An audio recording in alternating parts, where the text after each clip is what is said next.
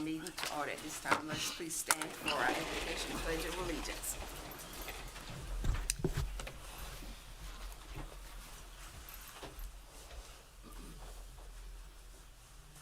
To our precious Creator, we thank you for this beautiful day. We thank you for the beautiful sunshine that you shed upon us. We thank you for your love, for your honor, but most of all for your guidance. We ask that you have your presence known within this meeting this day. But most of all, we ask that you continue to bless all of those who serve and acknowledge you. We ask for your grace and for your mercy. We ask for your light to shine upon all that is done in the darkness, that light shall bring all honor and truth to light. So please, guide this meeting today, that all that will be done to honor you. But most of all, please guide us that we will do what's best for the citizens of this city, that this city will continue to do what is right and to be a good neighbor to all those who we serve and take part with. So we welcome you and we thank you in advance for all that you will do, and thank you for what you are doing. Amen. Amen. I pledge allegiance to the flag of the United States of America and to the republic for which it stands, one nation, under God, indivisible, with liberty and justice for all.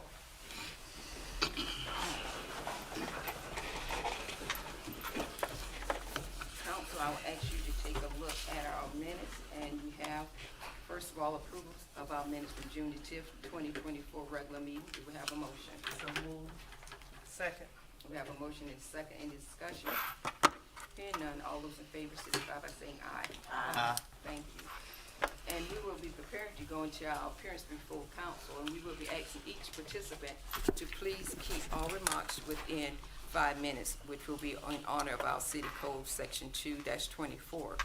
And before I call forth our first participant, I do want to acknowledge the passing of Reverend Dr. Matt Hines. I can just personally say that I've always loved and respected Dr. Hines. Some of his family attended church with us, but I've known him for years, and I will thank him for the wisdom that he shared with me over the years, and also for being a good supporter of me as a person and all that I do. I think that most of us who know him from the moderation knows, I'll tell anyone, there's nobody who could work a room with like Dr. Hines when it came time to get you to give. When it was an honor just to get up and just to see him when he spoke and when he encouraged people to do that support, to support especially the church and the moderation. So we have lost truly a person who I can say that I love. And I can truly say that he loved what he did. He loved serving people, not only just in the ministerial capacity, but also on a political realm. So I'm just thankful that God bless us to have his presence for all these years. And my prayers and thoughts are with his family and with his friends. And so I will say anything that we can do to continue to support his family. Let's please do so. And with that being said, we'll move forward to our agenda. First, we have coming before us Ms. Shanetta Richardson from PD Coalition to provide an update on the PD Coalition. Ms. Richardson, would you please come forward?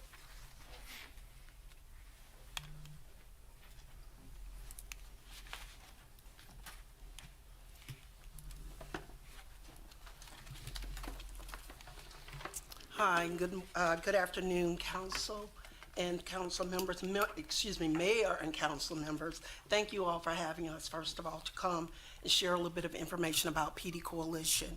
My name is Shawnette Dargan Richardson. I am the shelter coordinator, director for our emergency safe shelter. And with PD Coalition, many of you know about us, some of you may not. PD Coalition is a nonprofit volunteer organization, and we're dedicated to the reduction of sexual assault, family violence, and child abuse, and meeting the needs of our victims in our community. I am proud to stand before you today and say that PD Coalition has been in existence since 1986 here in Florence and the PD area, serving the community. This year, we will be celebrating our 35th year of our emergency safe shelter, which I am the director of that program. With our emergency safe shelter, we provide space for women and children that are in imminent danger, meeting those needs as they walk in the door. We are operational 24/7, meeting those needs. Whatever that client may need as they walk in that door, we are able to provide. We are so excited that this year our theme is a place to lay their heads. So many times individuals are going through situations, don't know where they can go, the help that they can find. Being a nonprofit organization, operating 35 years, serving the community, providing over 3,494 services to women and children, and providing over 200,000 nights of stay for individuals otherwise that would not have a place to lay their head. This year, of course, October is coming. This year is fastly approaching. And with October is Domestic Violence Awareness Month. And our theme throughout the year is focusing on a place to lay their heads. And in doing that, what we're doing, we're collecting items for our women and for our children for our shelter program. As the individuals come in, that we're able to provide what they need at no cost to that individual. So we're so excited about what we're doing in the community, providing this safe place for individuals, meeting those needs. And if, without the community and the support of the city of Florence, we wouldn't be able to do the things that we're doing.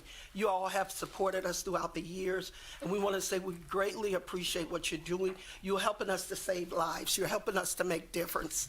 I'll share a quick story. Just about a month and a half, 2 months ago, we had a client to come in, and that client made that decision on her own to leave. The services were there. She'd been with us, in fact, a few times. Went back home, lost her life. Domestic violence is real. Sexual assault is real. Child abuse is real. And I'm so pleased that we were able to still be available at the times that she needed us, even prior and even up to that moment. But having these services, educating, being in our community, making sure that there's a safe place for that client to lay their heads, that's why we're here.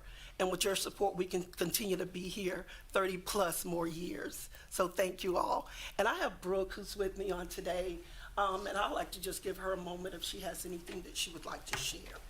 Hi, good afternoon. I'm Brooke Humphreys. I am a part of the board for the Florence County chapter of PD Coalition.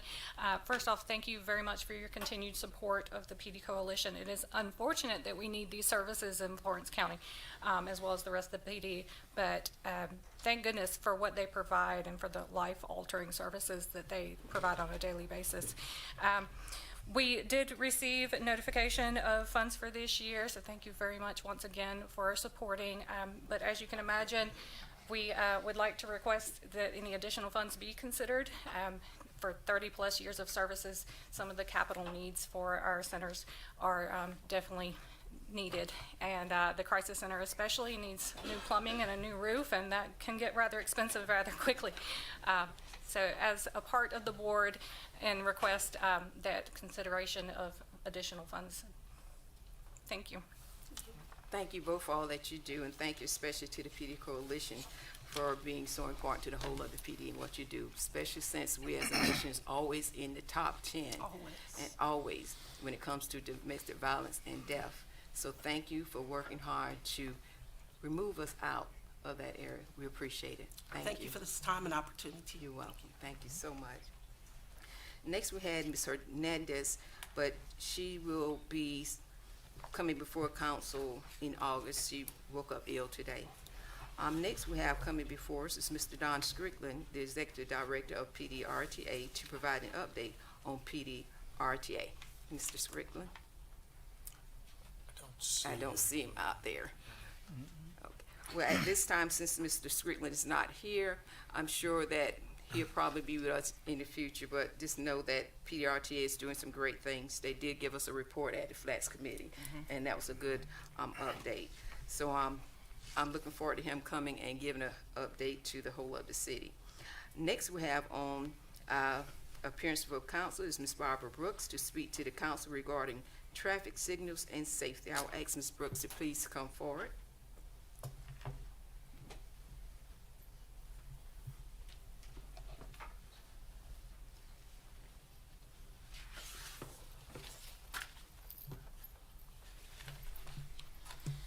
Good afternoon. Good afternoon. Good afternoon to Mayor Teresa Urban and all members of the City Council. First, I want to make a disclaimer. I will make a comment in my notes about a legal comment. I am no expert. I am no lawyer, so I want to make that disclaimer right now.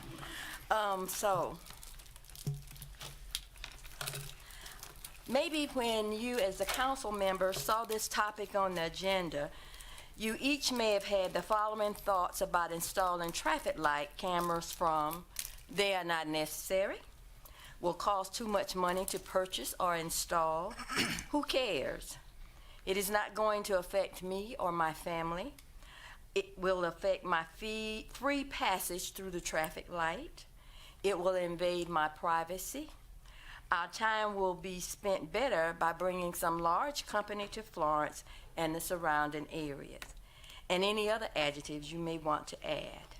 So why do I believe consideration should be given to the installation of cameras in some, if not all, traffic lights? There would be the potential of saving lives and preventing harm, may decrease employees who have been involved in a car accident related to someone running through a red light, decrease loss of work time, may allow a child to grow up and become a city council person, a judge, a policeman, a nurse, family member, and the list goes on. Let individuals understand the importance of obeying the law. Now, what is my purpose for standing before you today? In July 25, 22, at 8 o'clock in the morning, in Maryland, my daughter and I were on our way to a doctor's appointment. And out of the blue, here comes this large truck plowing through the red light from a side street trying to make it on the main road.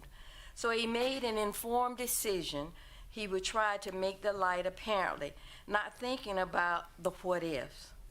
So he ran the red light and hit the car I was in on the passenger side directly into me.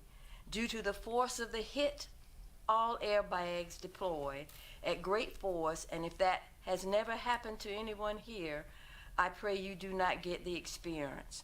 Car total, emotional and minor outward injuries, and undefined injuries, and the non-disciplined person left the scene. The installed camera was able to identify the less than kind person. So fast forward to Friday, May 10th, 2024, a second incident occurred in Florence, South Carolina, and there was no respect for the traffic light. So once again, the impact of the Range Rover that tried to miss my car could not due to his speed to get through the light. His only choice to get through was to hit my car. Fortunately, out of the corner of my eye, I saw the car and said, "Lord, that car is going to hit me." And he granted me to grace to stop. If I had not, I do not believe I would be standing here today. Please understand, I had the green light to make the left turn. So fast forward, I lost my car, my 1963 Taurus, which I enjoy driving. No fault of mine, but because someone wanted to make it through the light. So it leaves me and anyone else who has had this experience with emotional trauma, unexpected car payments, wondering how insurance and others will respond, wondering what long-term issues will be, other issues one do not want to deal with. What can be done? I'm here making a plea. City Council, look into the number of individuals that have gone through red lights as well as the yellow light. How many accidents have occurred related directly to omission of failure to stop? What type of emotional, physical, and financial burden it has caused the individual? What current data is available to show how much money is spent by insurance related to traffic light injury? What have other cities done? Installed camera lights, worked out a plan for proceeds obtained, found out how much money is spent by insurance companies because of individuals who run red lights, institute some form of required education for those who decide to run red lights, such as looking at videotapes that depict the accident and harm. Stats for drivers running red lights: over 120,000 people are injured and over 1,000 are killed each year in the United States because of red light violations. That is at least 2 people a day killed because someone plowed through a red light. Half of those deaths were not the driver or the passenger in the car of the violation. They were pedestrians, people on bicycles, and people in other vehicles who were hit by the red light runner. And this is from the Insurance Institute for Highway Safety. In 2023, the South Carolina Department of Public Safety reported over 4,600 accidents due to drivers running red light. The paramedics state, we are more likely to be injured and crash due to someone running a red light than any other type of car crash. Red light cameras are needed in South Carolina by Law Office of David L. Hood. Maybe some of you might know that practice. Reasons you may say this is not an agenda item for this board to review: I beg to differ to the following reasons. Life is precious, and there is only one person who determines when life ends based on his standard. Can a person die earlier than his or her life expectancy? Yes. Example, running through a red light with no regards to the other person. Yes, each state has separate traffic laws, but running a red light or stop sign is illegal in all states. South Carolina prohibits using traffic cameras to issue citations except due to an emergency. What qualifies as an emergency? And Ms. Brooks, I'm going to ask that you start to come to a close, too. Okay. Thank you. So I'll go to my last part. Yes, Thank ma'am. you. My suggestions for saving lives: recruit more law enforcement officers that will enable policemen at intersections throughout the city and county to observe firsthand the frequency. And the main one I want to say is have work with the South Carolina legislators to change the traffic light rule 56735A4, which states speeding tickets may not be given in South Carolina based on photographic, all of that. So that's my, and I do thank you for this time. And again, life is precious and people are needed for the sustainability of the town and country. And Ms. Brooks, before you leave, I do want to acknowledge that this has been a topic that Ms. Brooks has been dedicated on working on for a while now. And Ms. Brooks, if you would do so, I will ask that you give a copy of the information to our city clerk and that she can forward the information to each member of council. Ask nothing. Ask and you shall receive. Thank you. I appreciate it. You want me to send it by email or you want me to hand it?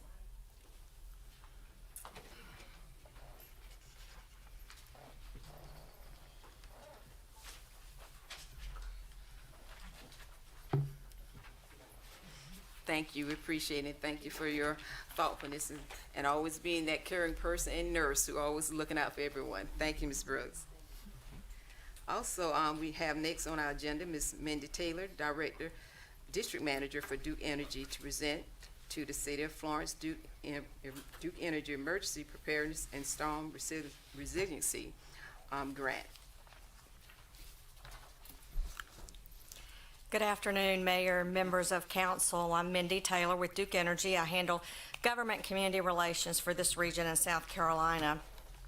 Last month, Duke Energy in South Carolina announced $500,000 in microgrants from the Duke Energy Foundation to support community resiliency and to promote local ability to help residents prepare for and recover from significant weather events.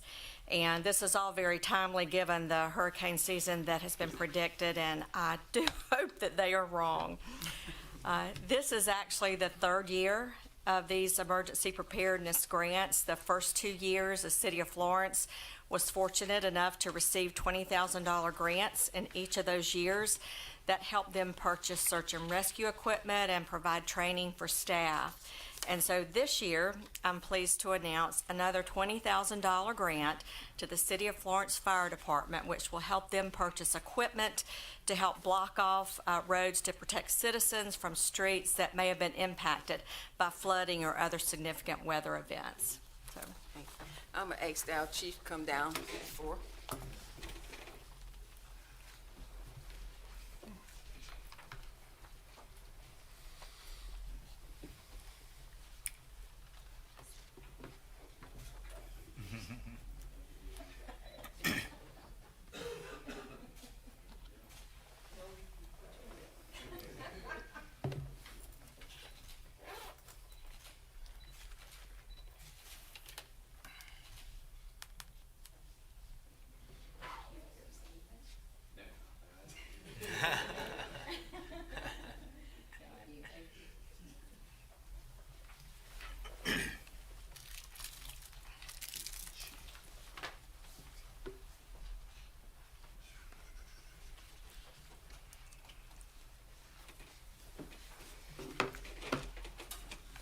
like to thank Ms. Taylor and also Duke Energy for being such a dedicated community partner to make sure that things and the needs of the city and the citizens are met. So we truly thank you for that.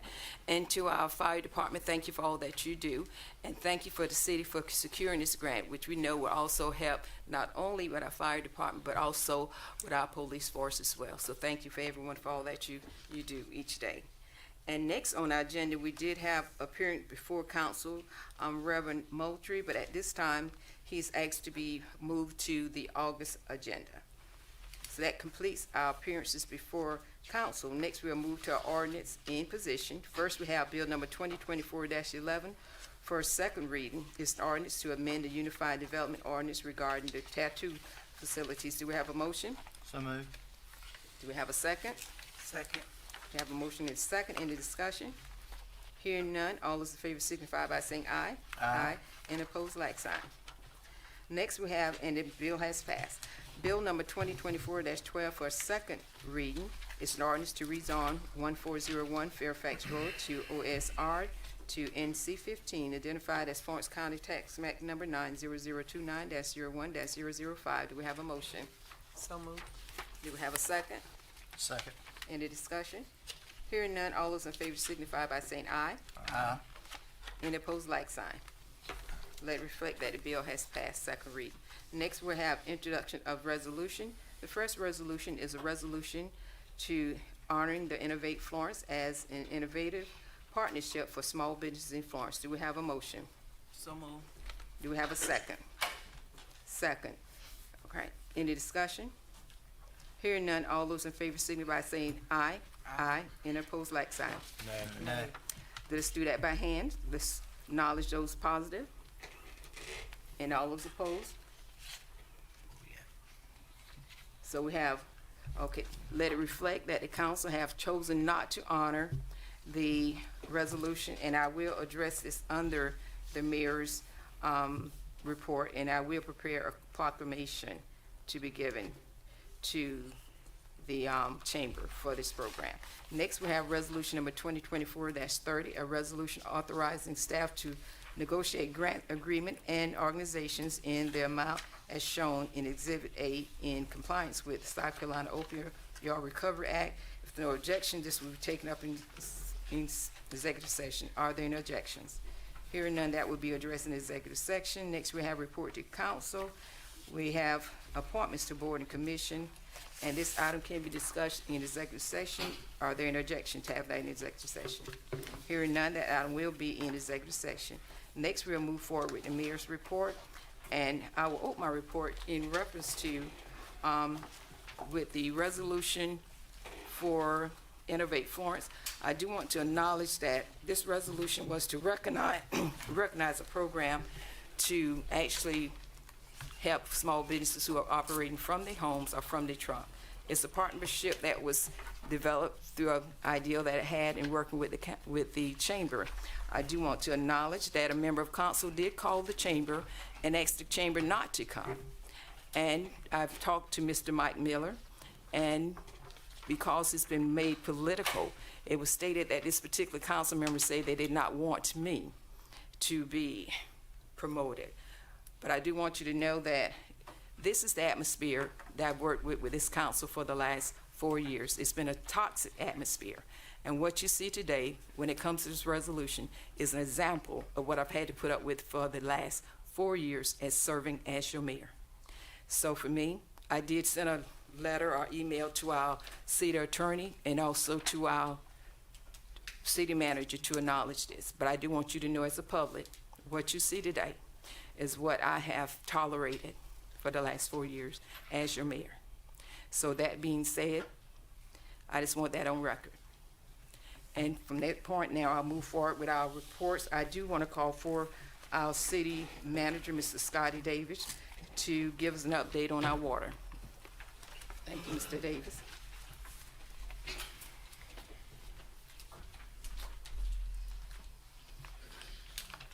Thank you, Madam Mayor, members of council. As you know, on Thursday, June 27th, we experienced some water quality issues in Florence. We're working in the area working on a valve, and we had a malfunction on a valve. When we replaced that valve, water pressures actually broke another valve. That valve allowed water to be released in some relief areas, pipes that we use only for relief. Those pipes had a lot of iron content in it.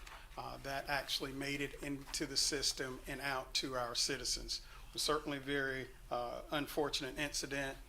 Staff has worked tirelessly to ensure that we don't allow that to happen again, but certainly that was an issue for us. Just a little bit more about our system. I want to make sure council understands. In June of this year, we actually looked at 84 bacterial samples throughout the city of Florence. This is something that we continue to do on a monthly basis. In that, we had no issues, and we test for chloroform and E. coli. Again, no issues of the 84 samples, and in fact, we've never had issues of any type of bacterial issues in our system. Our system is comprised of approximately 9 separate systems that we've purchased over time. We have about 700 miles of water lines, 34,000 customers. We produce an average of about 15 million gallons a day in water production. We have 33 wells and 14 groundwater plants that we maintain. Now, we have experienced some water clarity issues, and we get about 80 calls, on an average about 80 calls a month on that. We do understand that not everybody's calling, so we know that number is higher than that. And again, whenever those calls, and we ask the public to call the City of Florence, 665-3236 is our number of our Public Works Department. And when we get those calls, we will go out and address that issue and assess the issue to find out what's going on there. When those calls occur, generally it's somebody has actually gone into our system through a broken water valve, water main. We've had people working on our hydrants, or some of the construction is shaking some of our lines and having that iron float within and actually spill into the system and into homes. Once we flush those lines, we're able to maintain the clarity that the city would like to be known for there. So that's just a brief overview of things that's happening since, again, June 27th there. We do recognize that we do have some issues that we're addressing. We have with us Porter Rivers. He's the Senior Vice President of Southeast Water Leader. And we asked through AECOM engineering firm, we've asked Mr. Rivers and his firm to do a groundwater assessment. He's completed that assessment. I think it's important for the council and the public to hear his assessment. And at this time, I'll ask Mr. Rivers to come forward.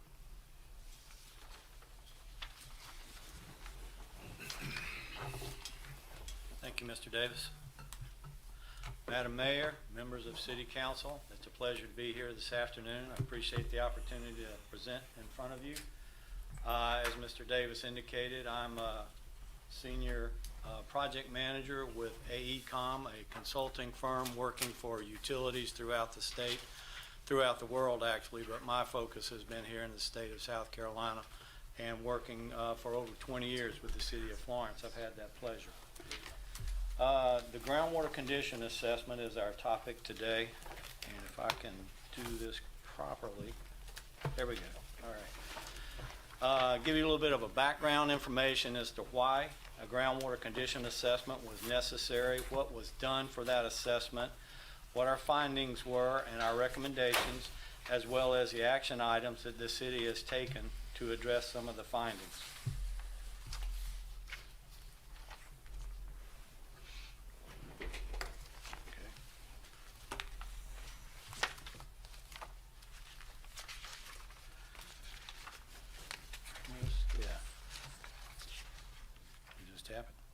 Okay, there you go. I do not do IT work, by the way, just to let you guys know that is not my specialty. Anyway, a little bit of background information as I was talking about. Like many cities in the coastal plain of South Carolina, Florence uses groundwater as a major resource for its drinking water supply.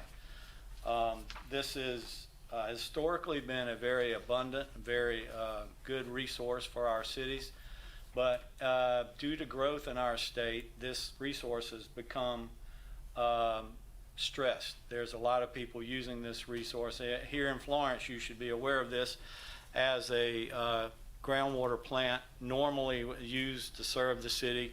The city had to construct a surface water treatment plant in late 1990s and 2000s. Typically, the groundwater has served agriculture or industry as well as public water supply, but the stress or the drawdown on the groundwater table has caused utilities to seek other resources. What this does is creates a system that goes from a simple, straightforward groundwater system to a complex multi-source system, which has certain issues associated with the distribution of that water. As you can see from the slide, about 37% is resources from the PD River, where 63% are groundwater supplies coming out of both the Couch Branch and formerly McQueen Branch aquifers around the city. A little bit of flashback in time. This is 1946, post-World War.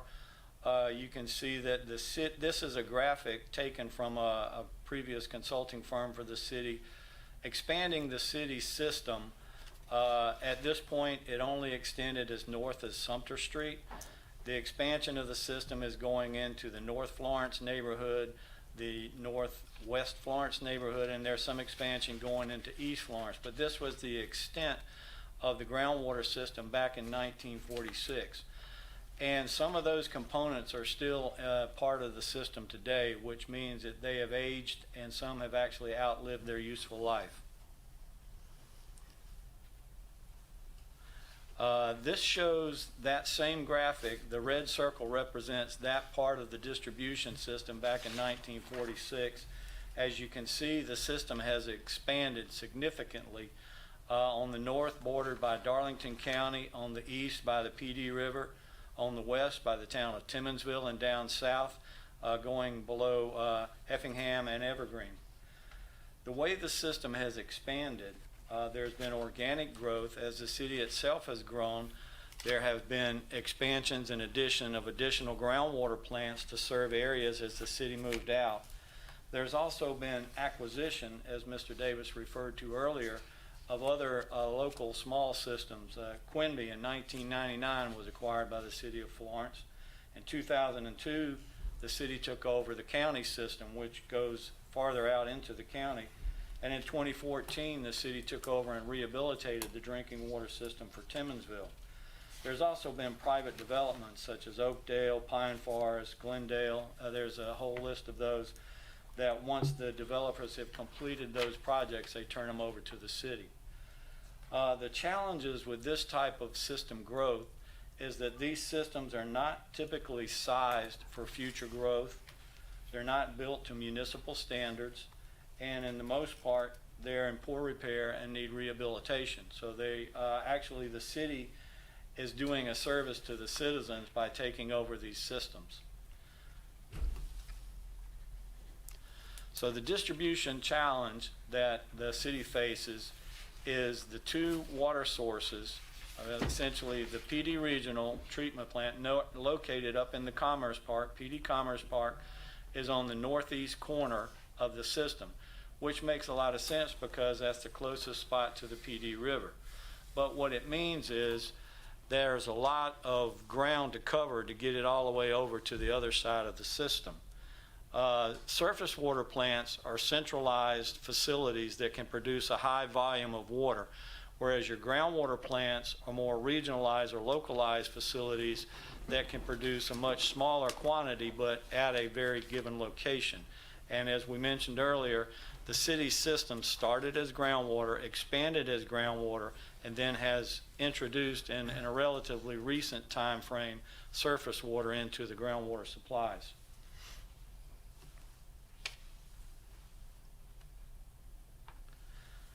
So the PD Regional Plant, being up on the northeast corner of the system. As part of that project, we installed a 36-inch water line, as you can see in the green, going down to a western branch going along Old Marion Highway. It extends out as far as Otis Way tank over on just on the other side of 95. Then you've got an eastern branch going down, currently goes down as far as Wallace Road. Those two blue lines are 30-inch lines. These large pipelines are the largest ones in the city system and are necessary to distribute the large volume of water from the surface water plant. And for many years, this was adequate. From the time the surface water plant was installed until recently, there have been, this has been able to supply the city's water system effectively. Just to give you an idea, if I can,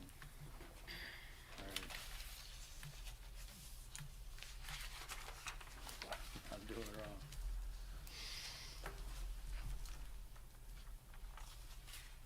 wrong. There you go. This is a graphic taken from the city's computerized hydraulic model, essentially showing the distribution between groundwater and surface water in the system. As you can see on the northeast quadrant in the upper right-hand corner, the pink area represents the areas served primarily by the surface water plant, whereas along the dotted black line, there's a mixture of groundwater and surface water depending on how the actual flows are moving in the system. And you can see toward the south and southwest, they're primarily groundwater supply plants. So why was a condition assessment necessary? Mainly it was a response to extreme weather events occurring between 2015, the 1,000-year storm, and 2022. These included hurricanes, microbursts, heavy thunderstorms, freezing conditions, as well as drought. And the objective was to increase the resiliency and reliability of the water system, not only for water quality, but also for production capacity. This is an example of one of the hurricanes. Matthew in 2016, October 2016, made landfall along the coast of South Carolina, but as a Category 1, the wind damage was not that significant, but there was a substantial amount of rainfall, which led to events. Wait a minute. How do you back it up?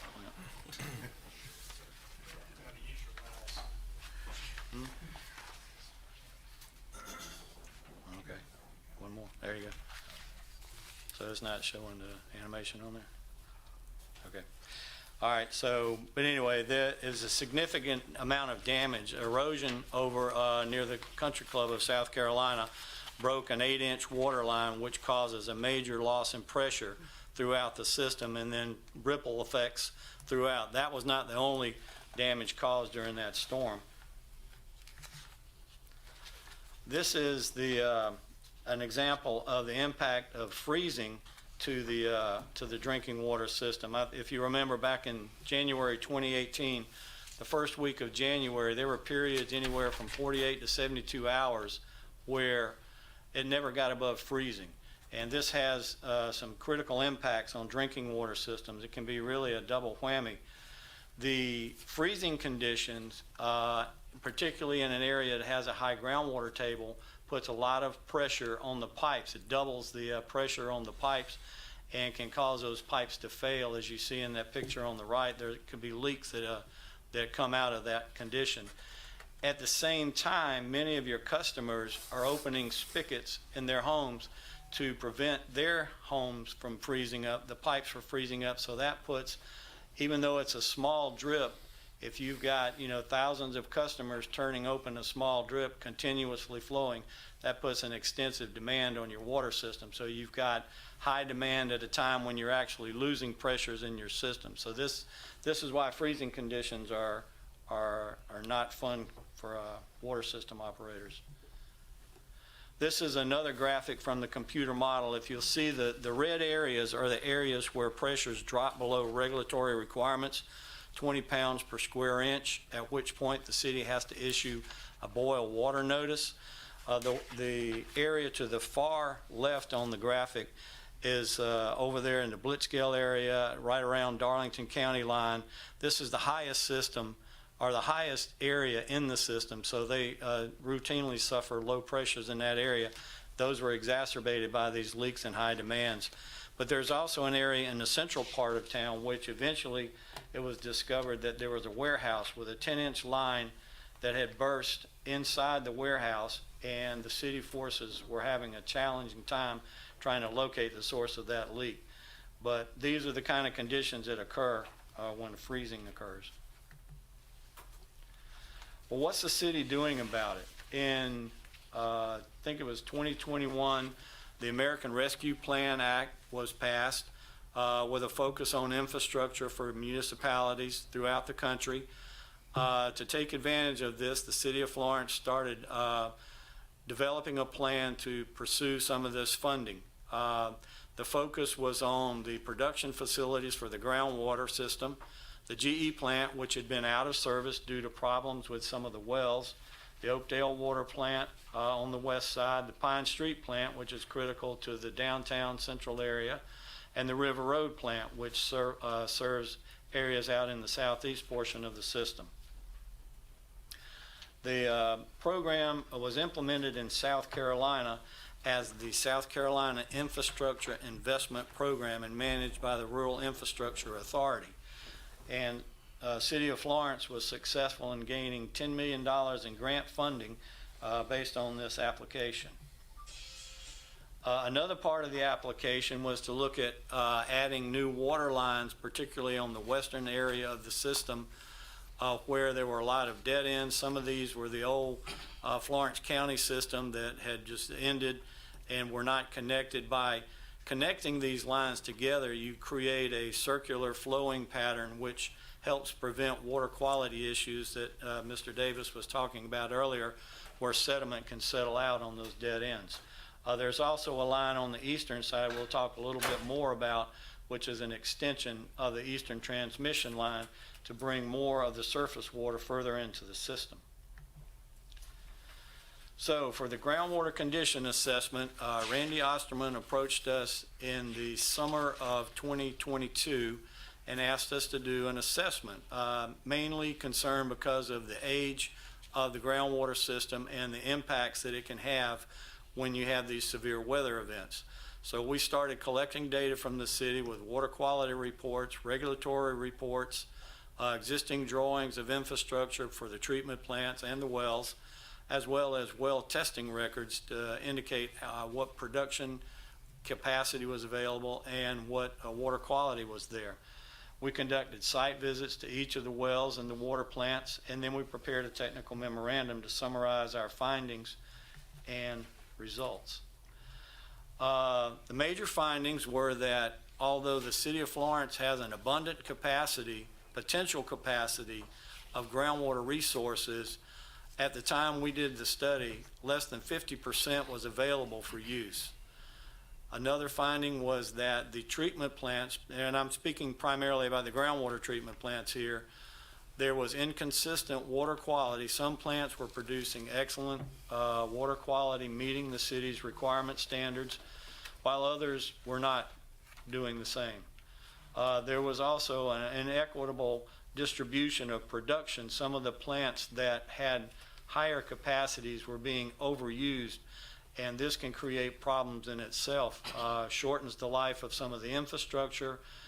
There are some limits to what these facilities can perform, and it also creates issues with equal distribution throughout the system. One of the issues that we found was that there had been a lot of turnover in the operations staff for the city's water system. And when you replace senior or experienced operators with new operators, there's a learning curve that has to be addressed here. And that led to some of the inconsistent performance. Some of these newer operators did not understand the significance of what their job is as a public safety and a health issue. And we're not, basically we're not keeping up with the criteria that had already been set aside for water quality maintenance. Also in discussions with city staff, there was anywhere from 25 to 30% of the available positions on the books were not filled. So they were understaffed, using not completely well-trained operators to get a job done. So that, not to say that's an excuse, but that was a finding. Another issue that we identified was that portions of the system were operated manually without automatic or centralized monitoring and control. And this, we'll talk a little bit more about how this can be a bit of an issue.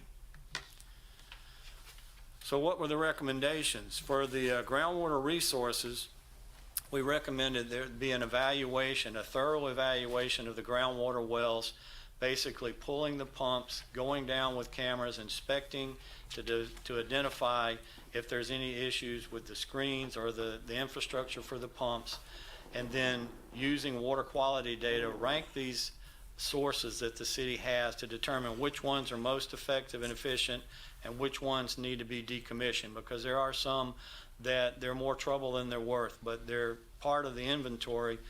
It would be more effective to essentially take those out of commission and put new ones in. We also recommended the development of a well field management plan to help better evenly distribute the use of those facilities throughout the entire system.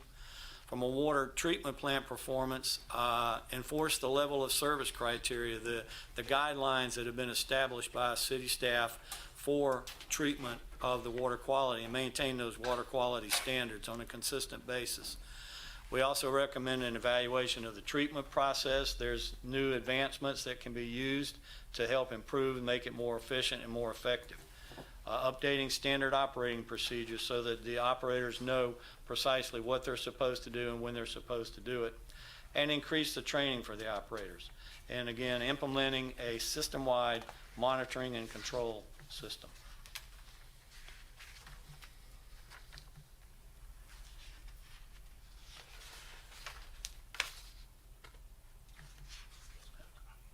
Did I jump one? That takes you to the end. Oh, sorry about that. Yeah. Click your way back. Okay. All right, here, yeah, those were the recommendations. So I'm about to get the hang of this thing. There you go. As part of the report, we developed estimated costs for each water treatment plant. As you can see from this graphic, well, maybe you can't see, but it's just under $40 million to restore each of these plants back to a reliable condition. The ones that are highlighted in yellow are already being worked on as part of the SCIP grant. But this was focused on anywhere from $500,000 to over $5 million to repair these plants. Action items taken by the city since we've submitted this report. The review of the groundwater inventory is underway. They've initiated, as part of the SCIP grant, evaluation of the groundwater wells, and we will be preparing, as part of a distribution master plan, a well field management recommendations. As far as the treatment plants go, the attention to detail has improved. There's been a lot more consistent performance for the treatment plants once the condition assessment was completed. We're also modifying the treatment process, initially starting at the Alligator Water Treatment Plant, where there's been a lot of water quality complaints in that area, switching from aeration to chlorine for oxidizing the iron, updating standard operating procedures, and implementing training. I think the city has retained a senior water operator to actually spend time with the newer operators and make sure that they understand what they're doing and the best way to get it done. And as part of the recommendations, Josh Whittington has taken our recommendation and is putting together a plan to implement some detailed improvements for the control system. We feel this is critical, particularly in a time when it's difficult to find trained operators. Having a centralized monitoring and control system allows you to see what's going on in your system and be more of a proactive approach to preventing problems than a reactive approach to fixing problems. I mentioned the distribution master plan. This was started back in late 2021, early 2022. Put together a scope that the city approved. And as part of this, one of the things for the city to balance their water resources is to get more surface water to the other side of the system. This is a graphic showing the extension of the 30-inch water line that was going down the east side of town, coming down Williston Road, then turning into Freedom Boulevard. Phase 1 is actually already under design and should be under construction sometime towards the end of this year, early next year. But there's several other phases that will extend this 30-inch line all the way down to Alligator Road. There it will tie into a 12-inch line that goes all the way out to the western end of the system.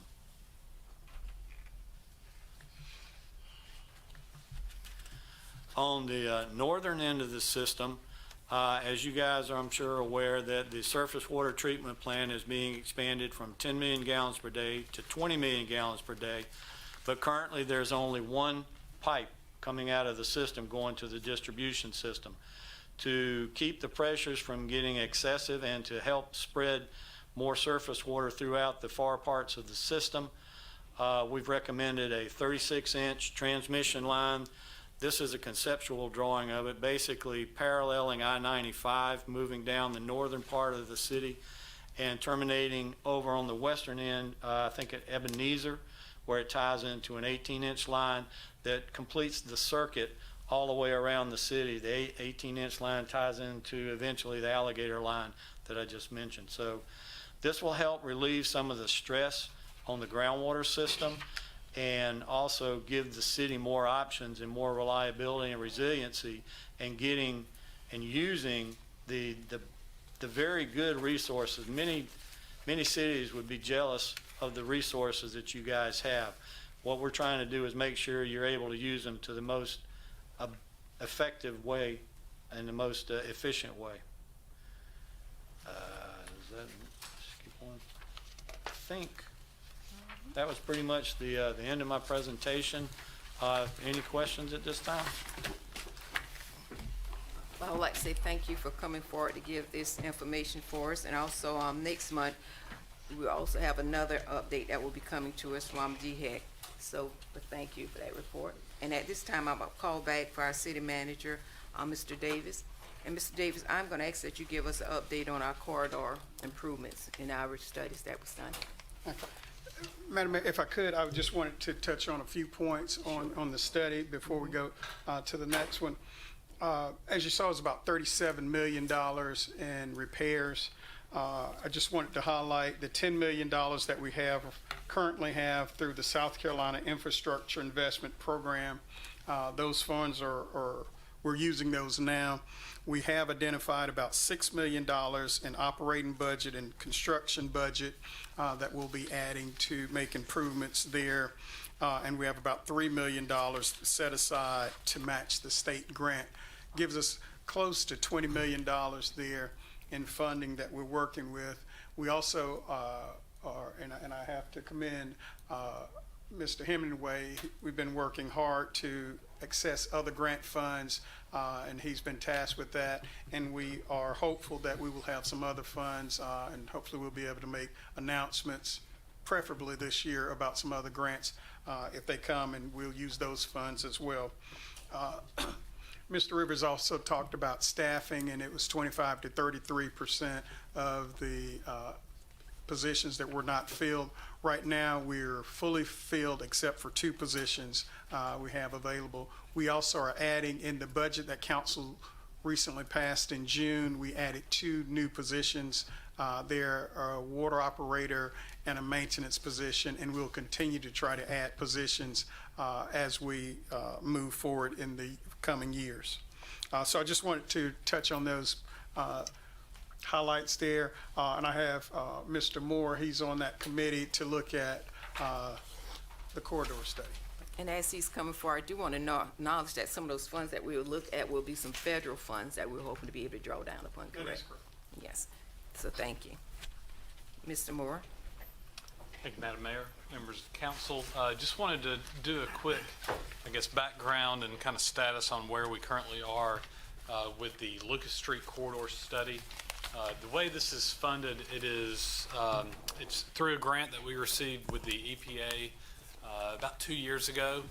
This is to conduct different studies regarding properties for brownfields assessment and things of that nature. But with that, we can also do planning studies, and Lucas Street, when we initially applied for the grant a number of years ago, was one of the main focuses of the areas that we wanted to look at. So to date, we had an initial kickoff meeting using Stantec, our consultant, to complete the study. We met with all the local utilities, DOT, the county, you name it. They were involved in an initial meeting. We also involved some stakeholders, some key property holders along this corridor to get their ideas and concerns with the corridor. And then we also held a public meeting that same evening.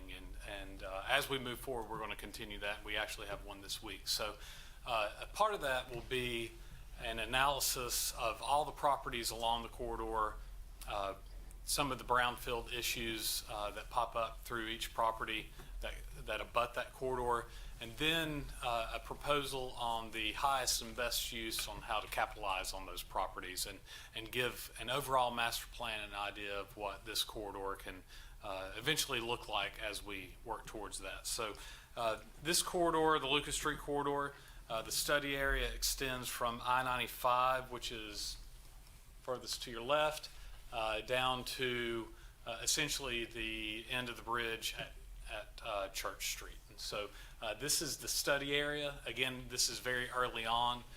This is a lot of data gathering, also having discussions with council, with stakeholders, with staff, getting ideas and concepts on what some of the problems are, more importantly, what some of the solutions are. So we have a public meeting coming up this Thursday, which is July 11th. That will be from 5:30 to 7. And as we move forward, this will be a pretty quick study. They've really put a lot of manpower into this because of the sunsetting of the grant dollars. So we should have a final study that will go to committee and then to council this fall. And that's just a general update. Does anyone have any questions? Chair recognizes Councilman Smith Jackson. That public meeting on July 11th is where? It is right here in City Council chambers. So anybody who wants to have any comments on the Lucas Street corridor can be here July 11th at 5:30? Absolutely, we encourage it. We contacted all the property owners in the area, letting them know, and also we'll put that information out as well. And what kind of possible brownfield will we find over there? As you would, the typical suspects like petroleum tanks, oil tanks, things that are common with gas stations. Just your usual suspects that you'll find. We don't have. I don't know that we have any dry cleaners through this area that was located down on Church Street, but they're, we'll look at the Lazy Boy property and some of these other industrial properties that Santee Electric property. Some of those that were once being used now are lying dormant, and but I think it will mostly be just the kind of typical things that you would see through a corridor. Now, when you say at Church Street, the bottom of the bridge, is that right there at Palmetto Street? It would be at the intersection of Darlington, where Darlington turns into Oakland, and Church turns into So Lucas. right there at the beginning, okay. Okay. Thank you for that update. We appreciate it. And at this time, I'll get ready to bring the mayor's report to a conclusion. But also just want to remind everyone that this coming Saturday, July the 13th, we'll be celebrating the second annual PD Youth Day. We invite everyone to come out. That time period will be from 10 o'clock a.m. to 2 o'clock p.m. So at this time, that concludes the mayor's report, and we'll move forward with reports from the committee. First, we'll hear from the chair from the Business Development Committee. The Business Development Committee met June 27, and we had myself and Councilwoman Barnes. Unfortunately, Councilman Braddock was unable to attend, but we had Scotty was there, Clint, and Michael, and we had a presentation, which was, Clint, thank you for doing a presentation here today from the Stantec group. We had about a 45-minute presentation. It was a very in-depth presentation from them about the corridors, where the Business Development Committee has been looking at these corridors for the last few years now, and the Lucas Street corridor obviously is an important one that we're looking at. And certainly I would encourage everybody to attend that workshop that's going to be coming up on Thursday after 5:30. I think it would be a very important one for us all to attend and to get the input.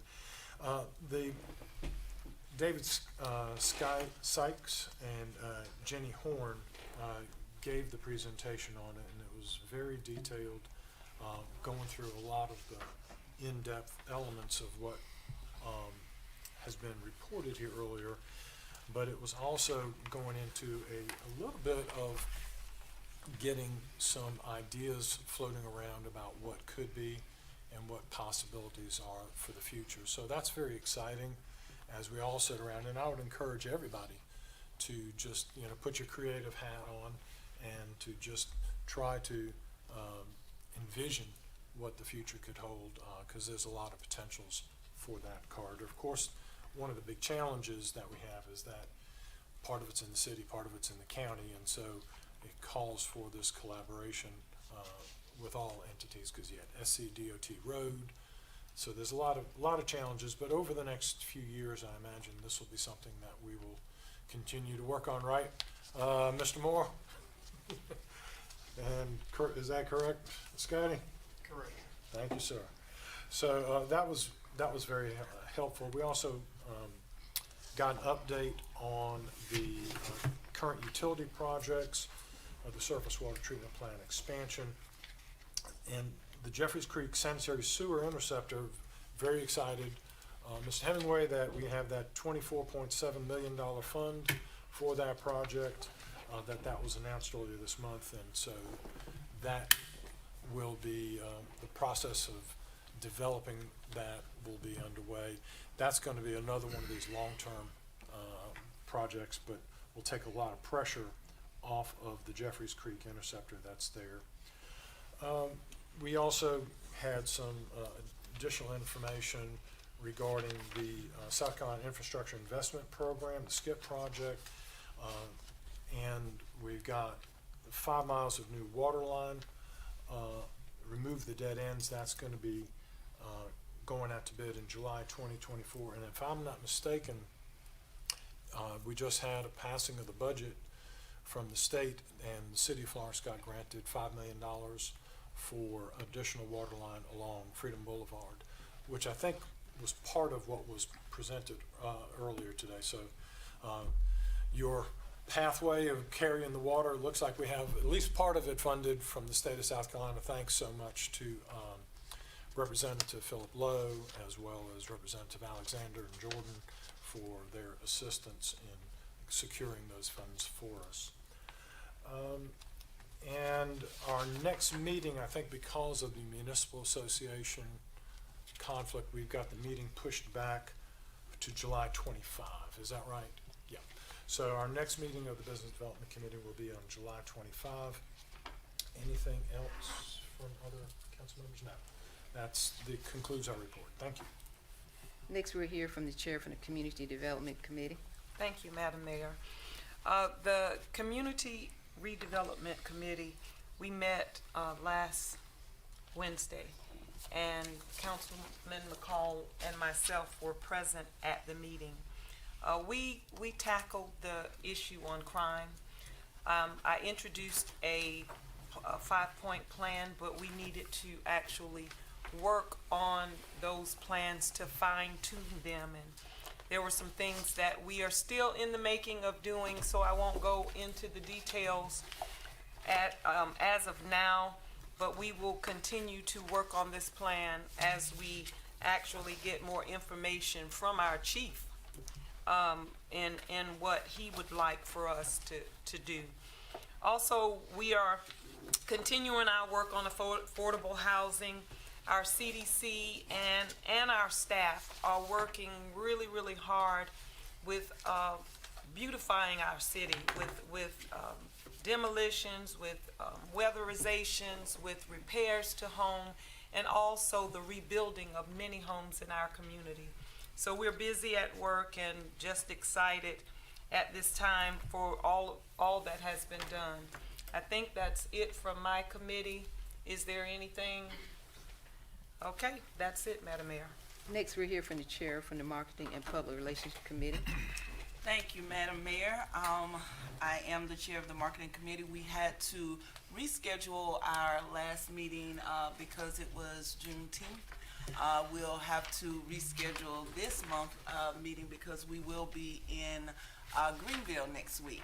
But we do have some good news. The wait is over and Psy is here. So if you have not signed up for Psy, please, please, please, that is the City of Florence AI-powered chat box. We are excited about Psy. You can always text 855-964-3929 and say, hey, Psy, and Psy will come and interact with you and talk with you and find out what your needs are. So please, please, please, program Psy in your phone. His number is 855-964-3929. So we need as many people asking Psy and signing up for updates from the city. The wait is over, it's here. We waited, it's here. Make sure you signed up. They did the introduction at the what was the Florence After 5 on the 28th. So the staff was out there promoting it. We're just asking people to please. It does not take but a second. I did it on that first day and it took no time. All I had to do was say, hey, Psy came on, was like, hey, what's up? Okay, maybe not that, but he came on. He was like, you know, hey, City of Florence AI chat box, and just pretty much what do you need? What do you have to say or whatever? And you also can sign up to receive, some text messaging and everything as well. So please, please, please, program Psy in there. So when you need anything, you can just text, hey, Psy.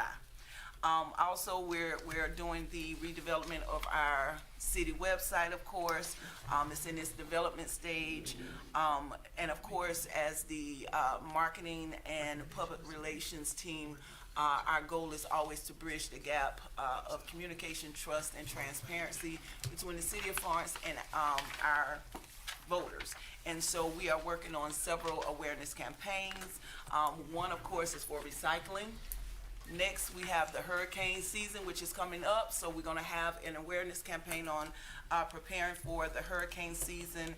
And we are also, thanks to Amanda and her staff, developing an awareness campaign for the city's rental registry program. So we are definitely excited about that. Our campaign awareness, of course, is to always educate and motivate you, okay? So if anybody have any questions, ask Psy. No, but if y'all have any questions, just let us know, but don't forget to program Psy into your phones, okay? Thank you, and that concludes my report. I would say thank you for that report, and I did sign up for Psy. You did? Me too. I did through the text. So I think Yes. that's gonna be a good tool for all the citizens. It will. Next, we'll have a report from the chair of the Finance, Audit, and Budget Committee. Thank you, Madam Mayor. We met twice. We met on July 2nd as well as, June 26th, and then a follow-up meeting on July 2nd. Primarily, we got from the CFO, Mr. Kevin Rollison, we got the monthly financial packet for May of 2024. Everything is tracking good, and we're hitting all our goals for this year. But mainly what we did discuss was the opioid funding request. We had a total of $2.9 million in requested funds, but for this cycle, we only had $557,484.96 available. And out of that, it was 9 applicants, and the committee recommended 5 for funding. And I see we have it listed for discussion in executive session. Yes. So therefore, I will hold recommendations until then. Thank you so much. Does that conclude your report? Yes, ma'am, it will. That has concluded committee reports. So next, we are prepared to enter our executive session. The following items are listed for executive session. A, for discussion related to a contractual matter 30-4-70A2. Then B, for discussion regarding appointments to boards and commission 30-4-70A1. C, for discussion of a contractual matter to receive legal advice regarding PFAS litigation 30-4-70A2. D, for personnel matter 30-4-70A1. Do I have a motion? So moved. Second. Have a motion and a second to go into executive session. Any discussion? Hearing none, all those in favor signify by saying aye. Aye. We now enter executive session. 5 minutes. We'll say 5